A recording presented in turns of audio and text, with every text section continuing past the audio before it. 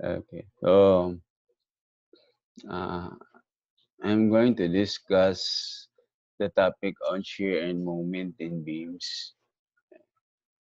And this is very important. Kaya ang next chapter, stresses in beams man. And sa stresses in beams, need ni mga value sa shear and moment. No? So, kung sa'yo pang values ni mo, makuha ni mga stresses sa'yo sad.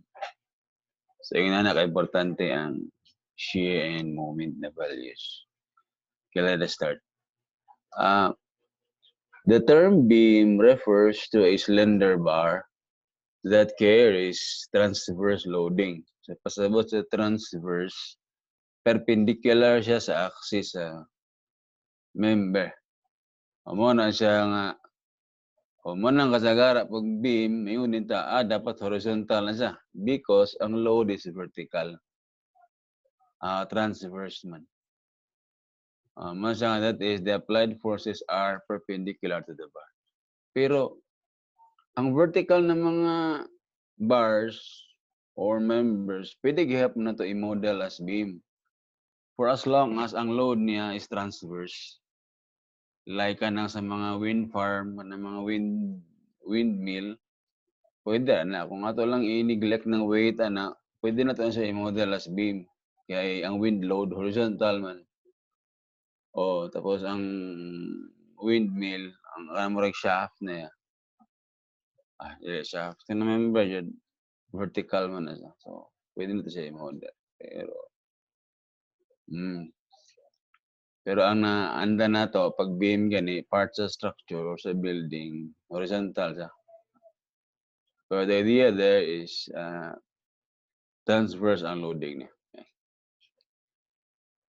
So in a beam, the internal force system consists of a shear force and a bending moment acting on the cross-section of the bar. So bali mo niyang internal reaction. Kung na-load, or kini nga beam, for example, bata na siya loader mao ni ang internal reaction or mao ni ang internal force. So natay shear and then moment. So kung mag-analyze ka, natay sign convention na ni. Okay. Kining mag-vary man ang value At any point mo change ang value. Na possibility na mo change ang value. So ang atong sign convention is from the cutting section, if you will analyze the left side or left segment, ang direction nimo for positive shear is downward, while ang direction for positive moment is counterclockwise. Pero kung gikan sa cutting section, right side nimo i-analyze, then ang direction nimo sa shear is upward, dahil ang moment nimo is clockwise. Bale, mag-cancel out, ragon ni sila.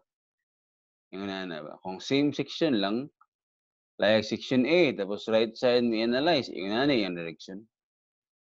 So downward ni, upward, moment pod counterclockwise, clockwise.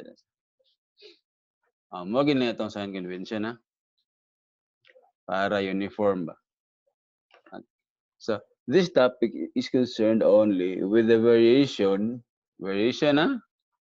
okay, dili man constant all the time ang values. With the variation of the shear force and the bending moment under various combinations of loads and types of support. So, various combinations of loads, kasi klase, no? Tapos supports, depende po kung saan nga support. So, knowing the distribution of the shear force and the bending moment in a beam is essential for the computation of stresses and deformation. So, bale, ang gamit niya sa future na topic, bale, how to compute stresses, and for theory, how to determine deformations. So, inana ka gamit ang shear and moment in beams.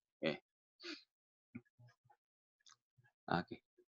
Supports and loads. Unsa ang supports na unsa ang support sa beams, unsa pod ang load nga ma-carry sa beam. So beams are classified according to their supports. So ang classification niya or ang name niya depende kung unsa ang support niya. Okay. So ang una, simple supported beam. So pag simple supported gani ang pasabot hinge dire sa isa ka end, roller po sa isa ka end. Dayon nasa endpoints ang imong support. Ayan, nasa mo ba? Pinaka-left, pinaka-right na ana. Pwede mo interchange, pero dapat hinge and roller ginasa. Nga no, is because dapat tulo atong announcement. Kaya sa statics, we have three conditions of equilibrium. Summation of force sa x, summation of force sa y, and summation of moment. Tulo. Dapat tulo sa datong atong unknowns ani. And we all know sa statics nga pag hinge gani, duha mo na yung reaction. So duha dire duha nya isa, tulo tanan. Pero makita mo kung duha isa ra man lagi. Isa because yung gina-assume mo nato nga ang load sa beam is transverse and then horizontal man eh. So vertical ang load. So ang horizontal reaction ani hinge ato ni consider nga zero. Okay, vertical lang mga itong load. Pero naagi na siya. Naagi na siya. To prevent translation, kung roller ni, namudaga ni mong beam. Ba? So, dapat hinge na siya. Para restrain na. Dili siya move ba? So, tulo, pero duha rayapan kay, duha na lang kay, giniglect mo ni siya. Or i-consider na, i-equate to zero. So, mo niya ang simple supported. Nasto mo yung support, niya mo ni siya ang supports niya. Hinge and roller. Or rocker. Yan na. Sa load dayon, ang tawagan is concentrated load. So, ang concentrated load, such as P, is an approximation of a force that acts over a very small area. Approximation lang. No? Dili gid siya particularly sa usay ka point pero very small area, gamay kayo. So, pwede rin na ito i-consider na naka-concentrate siya sa usa ka point. Para simple na lang i-solve. Kung i-consider po nimo siyang uniform load, gamay ra man pod. Diba? Ang distance niya covered is too small. Mao na siyang ato lang siyang i-consider na concentrated load. The second is by the way, since strength of materials for subject or mechanics of deformable bodies, we only consider determinate structures. So to determinate structures na pwede siya ma-solve using the equations of equilibrium, conditions of equilibrium. Okay, ganyan na. Muna siya nga, since we only have 3, tulo ra po dato ano sa ni. Gawas kung natay itawag na compound beam later, pwede ra. Basta for as long as ang number of equations equals sa number of unknowns, determinate ang tawag ana. Muna siya ang atong i-discuss or cover ani nga subject. So pag cantilever beam, ang ihanan sa cantilever beam is fixed ang isa ka end, dayon free ang isa ka end. Either case like fixed dire sa left, tapos free sa right, cantilever gahapon na. Walang overhanging, mura siya og simple supported, pero naay overhang. Ang overhang niya, it could be on both sides, dire left o sa right, pwede pod na on one side only. Left or right. Pwede ra. Basta kay nilapas siya, consider siyang overhanging beam. Sa load dayon, naday the distributed load. So distributed load is applied over a finite area. Finite ba? Portion lang sa beam. Depende lang. It could be portion or all throughout sa length niya. Pwede po. The intensity W of this loading is expressed as force per unit length. So sa English, it's pounds per feet or kips. Kips is kilopounds. Yan na ba? Same lang ko newtons, kilonewtons. Yan. Pero sa pounds, dili ta madawat og kilopounds kundi kips ang tawag. So pounds per foot, kips per foot, newton per meter, kilonewton per meter, depende ra. So the load distribution may be uniform, yan uniform or it may vary with distance, like triangular load. It will vary with distance. Example anang vary with distance, hydrostatic force kanang although nasa hydraulics kung sa topic on dams, kung i-plot nimo ang force nga gi-exert sa tubig sa surface sa dam, hydrostatic force man ang takuanan na triangular na siya nga load, no? Kaya ang pressure sa ibabaw 0, maximum sa bottom, tapos linear ang relation nila. Mao na nga natay triangular nga load. So it may vary with distance along the beam. The weight of the beam is an example of distributed loading. Di ba? Like, distributed uniform again. Napa kung tapered, adili uniform ba? Andili pareha cross section ba? Pero kung prismatic, same ang cross section, uniform siya. Uniform siya nga load. But its magnitude is usually small compared to the loads applied to the beam. Unang usahay sa problem, gina-neglect ang weight sa beam kung mag-solve ba.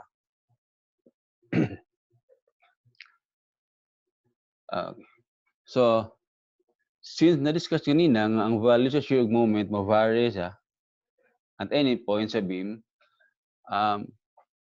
dili maayo na kung mangita ka og gusto ka magkuha og value sa shear and moment at a particular point, sige lang kag-cut og section. Dili maayo. Time consuming. Ang buhaton nato is equation form ta in terms of x atong shear moment. Para kung mangita siya shear and moment, anay na point, imo rang i-substitute ang value sa x adto, nala kay value dayon. Dili kinahanglan na magsige lang kag-cut. Like, pila ang shear at x equals 2, pila ang moment at x equals 4, ingon na. Kapoy kayo kung kada point cut ka, another point cut na pud ka. Di ba? So iagi na to og equation para mas simple. Okay, the determination of the internal force system acting at a given section of a beam is straightforward. Walay daghang kote. So inani ang buhaton. We draw a free body diagram, FBD, that exposes these forces. Parehan no? Tanan forces dapat na-appeal, reaction, uban. And then compute the forces using equilibrium condition. So pag mag-cut and then tanan forces, i-apply na to ang equation sa equilibrium equations, summation of force, summation of moment, ingana. Mo na dayon to. Equation na dayon ta because kini distance x man so ang atong equation sa shear moment in terms of x. Ina lang. However, the goal of beam analysis is more complicated. So we want to determine the shear force V and the bending moment M at every cross-section of the beam. So to accomplish this task, we must derive the expressions for V and M. Mao na itong buhaton. In terms of the distance x measured along the beam. So to derive the expression for V, sum up force along the vertical and then equate to 0. Mao man ang condition sa equilibrium. And then to derive the expression for M, sum up moment at the cutting section. Take note di sa cutting section yung mag-sum up and equate to 0. So kung mga tanong mo, anong diha sa cutting section, inani na siya. Kaya kung dili mo ka sa pag-moment sa support, ang shear nimo equation man ni in terms of x, kapoy kayo. Force niya, distance, medyo gubot ba. Pero kung dili ka magsama og moment sa cutting section, wala may moment ang shear, mas simple siya i-analyze. Ang imong kuha moment ang reaction, unya kay isa ra may value ani. Masayon siya.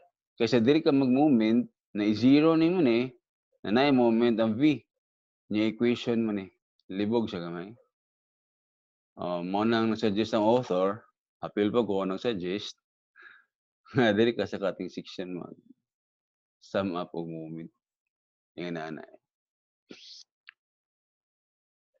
So, pag humani mo og derive sa equations, i-plot dayon nimo. So, i-plot nimo kay equation man to. Gamiton nimo imong na katunan sa analytic geometry. By plotting these expressions to scale, we obtain the shear force and the bending moment diagrams for the beam. The shear force and the bending moment diagrams are convenient visual references to the internal forces in a beam. Take na ta, convenient visual references. Because, kung makita nimo ni ang shear moment diagrams, kay balo na ka, what's the value of what's the maximum value? Asa na locate ang maximum value? O nga, etc. Mas dali na lang. Di ba? Mga na siya, in particular, they identify the maximum values of shear moment. Kung wala ni, mga kabalo, asa dapit na part between A and D or from A to D ang maximum moment, ang nakabutang sa moment. Pero kung naka diagram, makita niyo nga, dari sa B. And mo ni ang maximum value. Mo lang ang isa ka significant sa shear and moment diagrams. So, sign convention for consistency, di man pwede dirigod nga mag-utro-utro ka, no? May libog mo na. Dapat consistent ka sa imong sign convention. It is necessary to adopt sign conventions for applied loading, shear force, and bending moment. So, we will use the convention shown in the figure shown, which assume the following to be positive. Maon siya, external couple that are directed clockwise, positive siya. Kung inani clockwise, positive. Ako ni explain sa problem mo. Nganong positive siya. Tapos pag counterclockwise, negative. Dayon shear force that tend to rotate a beam element clockwise, positive siya. Mao bitaw to, na kung mag-cut kag section, kani, cut. Tapos left imong gi-analyze, dapat ang shear nimo downward, di ba? Or dire, nag-cut ka, tapos right imong gi-analyze, upward imong shear. Mo nang positive. Andun sa moment dayon, bending moment that tend to bend a beam element concave upward, smile. Balat ka kanina. Pag mag-cut kag section dire, tapos left side ka mag-analyze, di ba, counterclockwise man to. Same also, pag mag-cut kag section, tapos right side i-analyze, clockwise pa dyan. Muna atong sign convention. So, make this as your guide every time mag-solve ng problem. Para hinahinay, mawala imo kalibog ganina ko. Di na ka maglibog ba? Masabtan na rin mong kadagayan. Maanad naman ka. Familiar na kaning mga sign conventions. So, mo niya procedure. Procedure for determining shear force and bending moment diagram. So, una, compute reactions. Dali rin siya, no? Master naman sa statics. How to compute for the reactions. Generally, tulo ka, pero depende na saya. Depende ra kaning example, duha ka moment yung gigamit pwede ra, pwede ra gyapon. Basta tulo ka reactions okay lang because we only have 3 equations of equilibrium. Kapag human sa reaction, mao na dayon to. Divide the beam into segments. Segments like this one, segment AB, segment BC, segment CD. So that the loading within each segment is continuous. Mao na siya. So dili ka pwede nga ABC because naa man maralo nga pasabot ani nga the loading within each segment is continuous. Ingon ani siya. Every time mag-change ang load, that's one segment. So dili ka pwede nga segment AC because dire wala pay load, wala pay moment. While sa BC, naanay load na moment kay mag-cut pang section. Oh, mag-cut ka dire, EB. Wala ka makita nga load o moment dire. Pero pag mo-cut ka sa BC, and then you analyze the left portion, naanay load o moment. Di ba? Mao na nga lahi ang segment EB, lahi po ng segment BC. O kay ga-change man mo loading. Same also with CD. Ano? So, mo to step 1, solve for the reaction. Step 2, i-divide mong beam into segments. So, balik. From this, wala kang equation sa shear moment, kuha ka equation sa shear moment, and also with CD. So, you have 3 equations for shear, and then 3 equations for moment. Nasa. Pag humano ni mo kuha sa equations, i-plot tayo na to ang diagrams. Yung na ka-simple. So, here are the steps na pwede nyo i-follow while solving problems. Okay, so, introduce ka og introduce an imaginary cutting plane within the segment located at a distance x from the left and in the beam. Okay. For uniformity, maski og dili EB imong segment, BC or CD, dapat ang x nimo it should be referred from the left end of the beam. Para uniform. Dili pwede nga kada estudyante magbuot-buot lang asa siya. Although pwede pero kay kung sa klase dapat pareha og reference ba para dili siya libog. And then after that, draw kay FBD. Pareha gid ani, no? Ingana na. Pag human, kuha ko ni mong equations or expressions for shear moment, and then finally, plot nimo. Plot nimo ang expressions for shear moment for the segment. Kana lang. So, solve reaction, saan kag x, kada segment, FBD, provide diagram, pagkasunod, derive kag expressions, and then plot. Okay, so we're going to follow these steps as we solve some problems.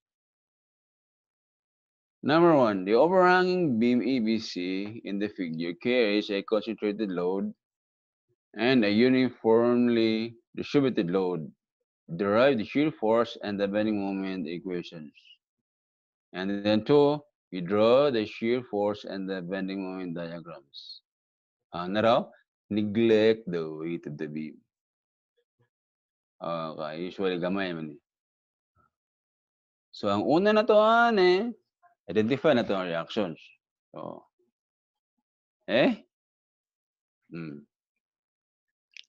So, basic kita, tulo ka reaction, mo din siya. Apilon gini mo. Pero kabalo mangita nga isa ra ka buok atong horizontal force, automatic Bx equals 0. Okay. Mao man ang usual na procedure. After that, tama pag force sa y, and then nakay na. Now, pag uniform load, di ba, yun na mamaya unit, pounds per foot. You have to convert this one to a force. So, para mo gawas niya pounds, dapat i-multiply na to og feet para ma-cancel siya. So i-multiply na to og distance nga 10. Mao na siya 120 times 10. So by plus cy minus kini load naman concentrated na force ba. Dayon. Convert din na to siya og force mo. Now, dili ta ka-solve ani kay we still have two unknowns ba. Okay. Pero before that, muna to equation 1 kay duha man. Note dan for uniform loads, the force resultant is always the value of the distributed load multiplied with the distance over which it acts. Mo na siya nga i-multiply nimo ang load og ang distance. Katong portion kung asa siya nag-act bali 10. So 120 times 10 mo nang 1,200. The location of the force resultant is always the center point or the centroid of the distributed load. Rectangle man so nas tunga. 5 feet dire, 5 feet po dire. So kung maglibog ka nga ang value sa force resultant is distributed load multiplied with the distance, just imagine na you are computing for the area of the rectangle. So it's 120 times 10. For triangular loading, mo gihapon. Ang force resultant is area sa triangle. Dahil ang resultant, dito siya mag-act sa centroid sa triangle. That is 1/3 base sa pikas na end, 2/3 sa base sa pikas nga end. So I hope na familiar naman. The third condition is I mentioned a moment. Bisan asa ka mag-moment, pwede sa usual support man, di ba? Pero either B or C. Pwede. Pero C man dire. Why point C is inani siya. It is suggested na kung mag-moment ka sa pinaka-end, either left or right, na support. Ang rason is padili ka ma-confuse sa direction sa moment. Clockwise, counterclockwise. So, sometimes, pag interior siya nga point, like B, ma-confuse mo ka. Clockwise, counterclockwise. And isa kasi pit sa sign dari, disgrasya na dayan. You will get the wrong answer man. Mana siyang, it is suggested na ang gamiton ni mga point is pinaka-extreme. Right or left. So in this case, pinaka-extreme point is C man, right, so delete na moment. So we have three forces kini.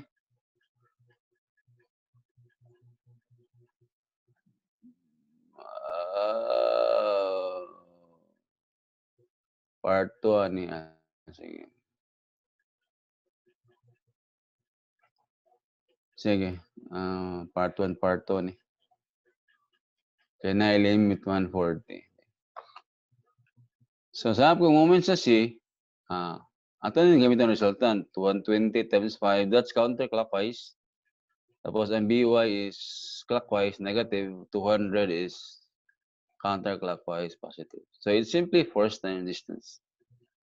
Force, distance, force, distance, force, and then distance. And then, pag mag-solve ko yung BY, paghaman na i-substitute nimo dayon sa equation 1, and nakuha nimo CY. As beginners, inani pa man na siya. No? Pero kadugayan, di na ito ni sa i-practice nga tag-2 canons. So, ang practice there is, di na ito ni siya consider, assuming na ni siya nga 0 ang reaction, so duha na lang yung unknowns, BY, CY, moment ka diretso. And then, last na condition, summation of force sa Y. Para di ka magbalik-balik ba? Okay nga. So after reactions, derive na yun ka. Segment by segment, So, nara. Segment A, B, 0 to 4. Ano siya ang, Okay. So, 0 to 4 mo nitong kwan. Diba? Dito mag-cut. And then let's analyze the left portion. Ano siya? So ang convention na to, shear downward, moment upward, counterclockwise. Ano na yun? Summation of force sa Y, kana. And then summation of moment, dili ka mag-moment, positive ni, counterclockwise man, atong sun convention na. And then positive po 200, ano. So, mo na equation sa moment na yun. For BC, ang X na to from 4 to 14. O kung bakit dire mo itong X, so dili tayo nagbuhat to reference ba? So, ang AB, of course, 0 to 4. Ang BC na yun, 4 to 14. Marap yung na ni, like, for segment BC, with reference sa A, marag, what's the distance of B from A? Of course, 4, diba? And what's the distance of C from A? 14. Mga nang 4 to 14 ta. So mag-cut cut ka dire, analyze the left portion, mo ni makuha. Okay? So X, dire yun, X, tapos na kay 4 feet, of course, yun yung distance, X minus 4 na. X minus 4. Oh, and then, shear moment, equation, resultant, and then conditions yan. Ano siya? Upward, downward, downward, downward. Ano siya?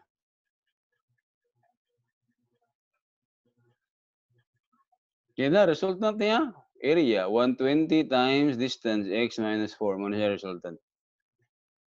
This is your equation, and the moment, dili ka mag-moment, oh. So, kana, counterclockwise, kini counterclockwise, while ang reaction is clockwise. So, 200 times x, kanya yun, 120 times x minus 4 force pa niya. Ang distance na niya is 1/2 sa x minus 4. X minus 4 mo ni, 1/2 na, ano siya rin. And the reaction, 880. Okay, so muna the equations, hindi upat, doon siya na. So diagrams, mga itong shear moment, and mga itong expressions. Straight line man eh. Diba? While kini, straight. Siya. Constant ba? Horizontal ang line. While kini siya straight line. So, ito yung substitute. At x equal to 0, of course, 200 na yapon. While sa moment, at x equals 0, 0 moment. Then sa B, at x equals 4, we will be using 2 points, right? A and B naman. At x equals 4, 200 na yapon. And sa moment, at x equals 4, negative 800. I-plot na nato. Ang sa shear, negative 200 to negative 200. So, dili na siya. Ang moment na yun, 0 to negative 800 mo na siya.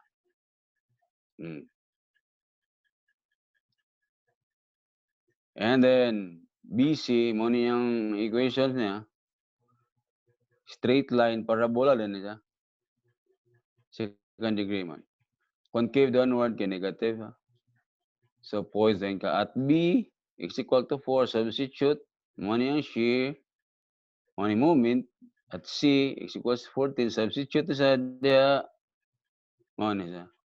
So, ang shear na to, from positive 680, nahimong negative 520, positive 680, dahil ng negative 520, walang moment, from negative 800, nag-0. So, mauna din itong graph.